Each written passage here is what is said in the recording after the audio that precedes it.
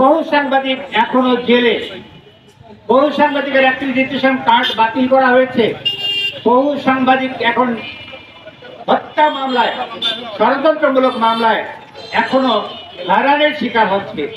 এবং সাংবাদিক যারা বিবেকবান সাংবাদিক, যারা অন্যায় সহ্য করতে পারেন না, সত্যটা প্রকাশ করা যাদের দায়িত্ব, সেই সত্য ছবি ধারণ করতে গিয়ে জীবন দিতে হলো প্রকাশ।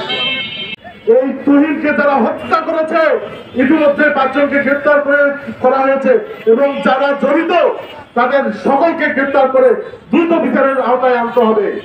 গাজীপুরে আনোয়ারের পা যারা ফেটলে দিয়েছে তাদের পরিবারের খোঁজ দিন, সেই আনোয়ারের পরিবারের খোঁজ দিন। যেই আনোয়ারের পা ফেটলে দেওয়া হয়েছে ওই পরিবারের দায়িত্ব সরকারকে নিতে হবে। আপনার সরকারের সবাই সাংবাদিকরা এত নির্যাতনের শিকার হচ্ছে, এটি হচ্ছে গণমাধ্যমের জন্য একটা অশনি সংকেত।